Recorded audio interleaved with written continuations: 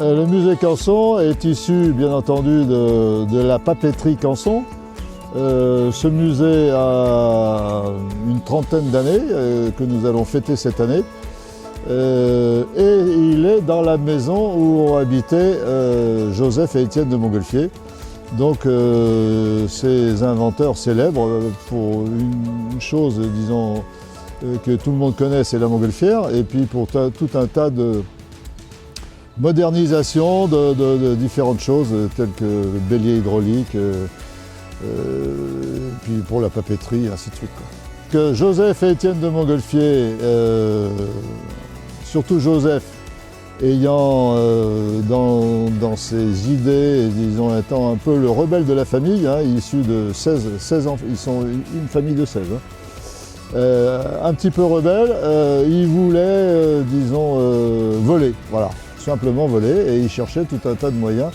Et un jour, il a eu un déclic en voyant quelque chose, sa chemise, se gonfler dans une cheminée. Et à partir de ce moment-là, ben voilà, ça va être la façon de pouvoir voler. Donc l'air chaud emplissait cette chemise, et il s'est dit, avec ça, on va faire une grosse enveloppe, on va mettre beaucoup d'air chaud dedans et on va pouvoir voler avec. Donc, parti de là, il va, disons, faire des essais, une multitude d'essais, et il arrive à la phase où il va falloir, disons, que ça soit public.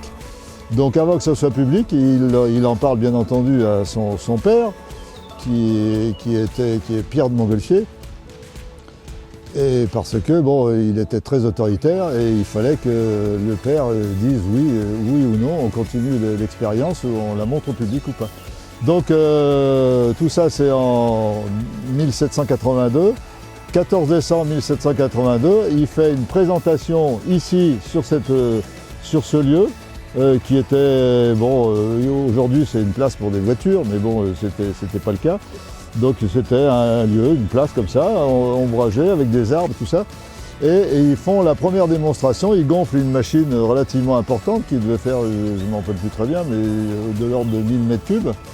Donc une machine quand même importante qui va partir et s'envoler, monter à 500-1000 mètres et puis redescendre sur le sol. Mais sans personne dedans, bien entendu.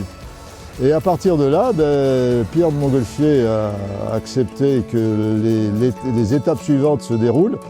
Et donc l'étape suivante, c'était une démonstration publique sur la place à Annonay.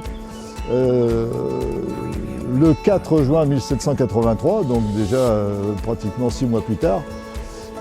Voilà, donc, et à partir de ce moment-là, cette expérience ayant réussi à Annonay, eh bien c'est l'apothéose et voilà.